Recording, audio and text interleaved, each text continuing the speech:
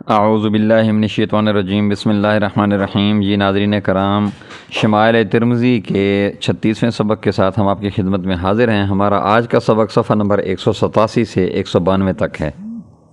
اللہم صلی علی محمد النبی الامی وعلی آلہ وسلم تسلیما کثیرا کثیرا۔ باب حضور اقدس صلی اللہ علیہ وسلم کے مزاح اور دل لگی کے بیان میں۔ فائدہ: حضور اقدس صلی اللہ علیہ وآلہ وسلم سے مزاح ثابت ہے اور ممانعت بھی وارد ہوئی ہے، چنانچہ ترمذی شریف میں ابن عباس رضی اللہ تعالیٰ عنہ کی روایت سے اس کی ممانعت وارد ہوئی ہے۔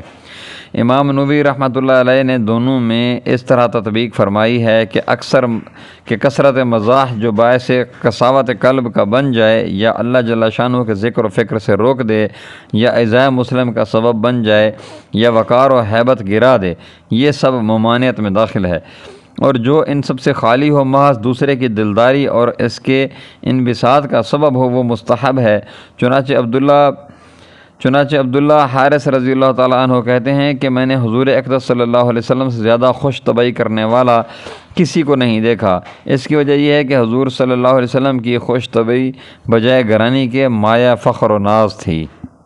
نیز نبی کریم صلی اللہ علیہ وسلم کے مزاح کی ایک خاص ضرورت بھی تھی، وہ یہ کہ حضور اقدس صلی اللہ علیہ وسلم کا ذاتی وقار اتنا بڑھا ہوا تھا کہ 1 مہینہ کے سفر کی دوری تک آپ کا رعب پہنچتا تھا۔ اس لیے اگر حضور اکرم صلی اللہ علیہ وسلم تبسم اور مزاح کا اہتمام نہ فرماتے تو حاضرین کو رعب کی وجہ سے پاس رہنا مشکل ہو جاتا اور انتفاع کے اسباب مسدود ہو جاتے۔ نیز قیامت تک آنے والے مشائخ و اکابر جو حضور صلی اللہ علیہ وسلم کے اتباع میں جان توڑ کوشش کرتے ہیں، وہ قصداً تبسم اور مزاح سے گریز کرتے۔ ان کے جملہ خدام کے لیے بھی مشائخ کا یہ طرز مشکلات کا سبب بنتا۔ حق تعالیٰ جل شانہ بے نہایت درود و سلام اس پاک ہستی پر نازل فرمائے جو امت کی ہر سہولت کا دروازہ کھول گئی۔ سفیان بن عینیہ رحمۃ اللہ علیہ سے جو بڑے محدث ہیں، کسی نے کہا کہ مذاق بھی ایک آفت ہے۔ انہوں نے کہا بلکہ سنت ہے، مگر اس شخص کے حق میں جو اس کے مواقع جانتا ہو اور اچھا مذاق کر سکتا ہو۔ اس باب میں مصنف رحمۃ اللہ علیہ نے 6 حدیثیں پیش کی ہیں۔ حدیث نمبر 1۔ حدیث نمبر 1 کا ترجمہ کا مفہوم ہے، حضرت انس رضی اللہ تعالیٰ عنہ فرماتے ہیں کہ حضور اقدس صلی اللہ علیہ وسلم نے ان کو ایک مرتبہ مزاحاً یا ذوالأذنین فرمایا، اے 2 کانوں والے۔ فائدہ: کان تو سب ہی کے 2 ہوتے ہیں، ان کو جو 2 کانوں والا فرمایا تو کوئی مقامی خصوصیت ہوگی، مثلا ان کے کان بڑے ہوں گے یا تیز ہوں گے کہ بات دور سے سن لیتے ہوں گے، یہی اقرب ہے۔ حدیث نمبر 2۔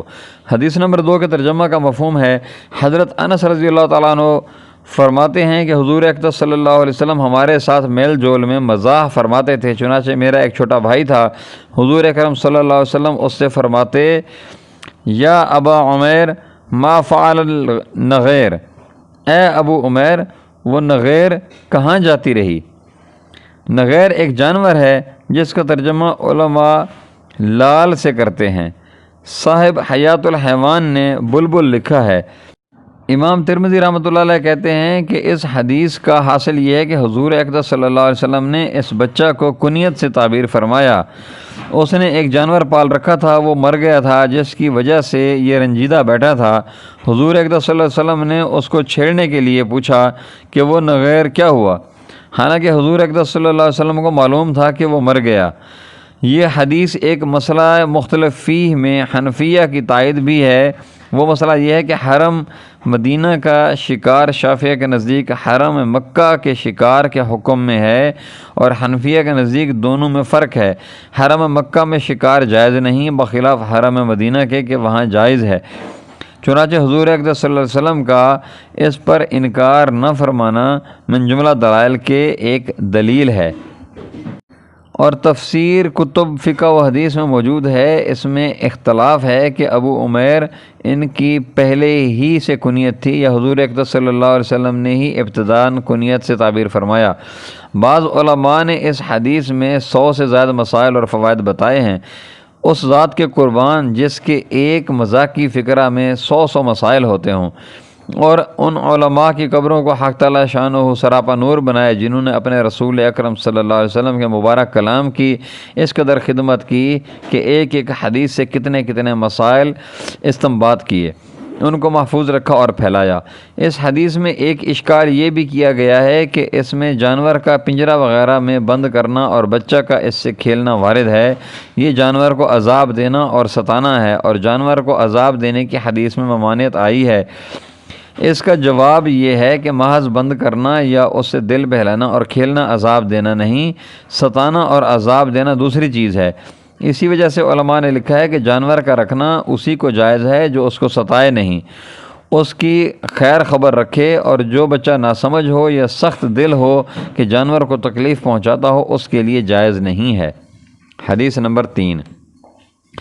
حدیث نمبر 3 کے ترجمہ کا مفہوم ہے، حضرت ابو ہریرہ رضی اللہ تعالیٰ عنہ کہتے ہیں کہ صحابہ رضی اللہ تعالیٰ عنہم نے عرض کیا، یا رسول اللہ صلی اللہ علیہ وسلم، آپ ہم سے مذاق بھی فرما لیتے ہیں؟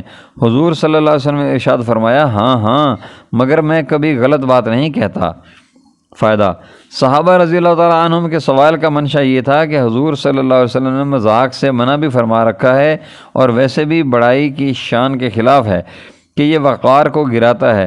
حضور صلی اللہ علیہ وسلم نے ارشاد فرمایا کہ میری خوش طبعی اس میں داخل نہیں، چنانچہ شروع باب میں اس کی کچھ تفصیل گزر چکی ہے۔ حدیث نمبر 4 کے ترجمہ کا مفہوم ہے، حضرت انس رضی اللہ تعالیٰ عنہ کہتے ہیں کہ کسی شخص نے حضور اقدس صلی اللہ علیہ وسلم سے درخواست کی کہ کوئی سواری کا جانور مجھے عطا فرما دیا جائے۔ حضور صلی اللہ علیہ وسلم نے فرمایا، ایک اونٹنی کا بچہ تم کو دیں گے۔ سائل نے عرض کیا کہ حضور صلی اللہ علیہ وسلم، میں بچہ کو کیا کروں گا؟ مجھے تو سواری کے لیے چاہیے۔ حضور صلی اللہ علیہ وسلم نے فرمایا کہ ہر ایک اونٹ کسی اونٹ کا بچہ ہوتا ہے۔ فائدہ: سائل کا گمان یہ ہوا کہ وہ چھوٹا ناقابل سواری ہوگا۔ اس حدیث کے میں علاوہ مزاح کے اس طرف بھی اشارہ ہے کہ آدمی کو گفتگو میں دوسرے کی بات کمال غور و فکر سے سننی اور سمجھنی چاہیے۔ حدیث نمبر 5۔ حدیث نمبر 5 کے ترجمہ کا مفہوم ہے، حضرت انس رضی اللہ تعالیٰ عنہ کہتے ہیں کہ ایک شخص جنگل کے رہنے والے جن کا نام ظاہر بن حرام رضی اللہ تعالیٰ عنہ تھا، وہ جب حاضر خدمت ہوتے جنگل کے ہدایہ، سبزی، ترکاری وغیرہ حضور اقدس صلی اللہ علیہ وسلم کی خدمت میں پیش کیا کرتے تھے، اور وہ جب مدینہ منورہ سے واپس جانے کا ارادہ کرتے تھے تو حضور اقدس صلی اللہ علیہ وسلم شہری سامان خوردنوش کا ان کو عطا فرماتے تھے۔ ایک مرتبہ حضور صلی اللہ علیہ وسلم نے ارشاد فرمایا کہ ظاہر ہمارا جنگل ہے اور ہم اس کے شہر ہیں۔ حضور اقدس صلی اللہ علیہ وآلہ وسلم کو ان سے خصوصی تعلق تھا۔ ظاہر رضی اللہ تعالیٰ عنہ کچھ بد شکل بھی تھے۔ ایک مرتبہ کسی جگہ کھڑے ہوئے وہ اپنا کوئی سامان فروخت کر رہے تھے کہ حضور اقدس صلی اللہ علیہ وسلم تشریف لائے، اور پیچھے سے ان کی کولی ایسی طرح بھری کہ وہ حضور صلی اللہ علیہ وسلم کو دیکھ نہ سکیں۔ انہوں نے کہا، ارے کون ہے؟ مجھے چھوڑ دے۔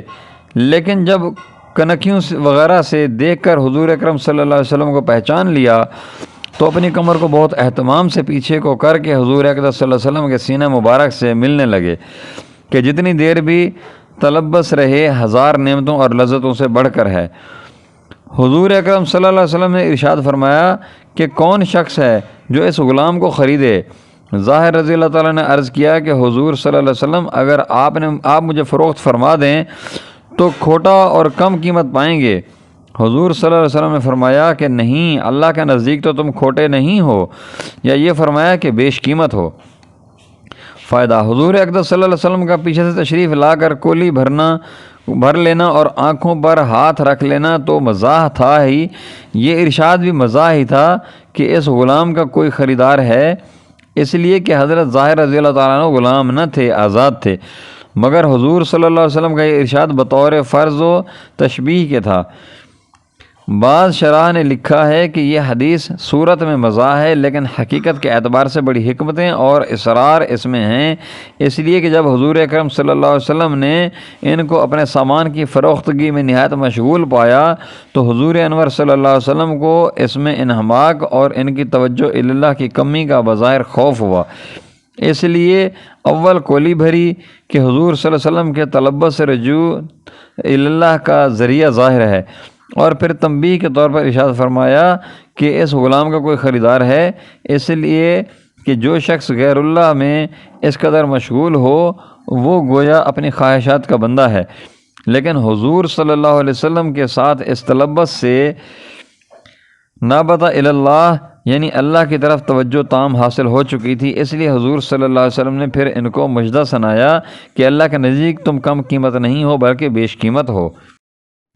حدیث نمبر 6 کے ترجمہ کا مفہوم ہے، حضرت حسن بصری رحمۃ اللہ علیہ فرماتے ہیں کہ حضور اقدس صلی اللہ علیہ وسلم کی خدمت میں ایک بوڑھی عورت حاضر ہوئی اور عرض کیا کہ یا رسول اللہ صلی اللہ علیہ وسلم دعا فرما دیجئے کہ حق تعالیٰ جل شانہ مجھے جنت میں داخل فرما دے۔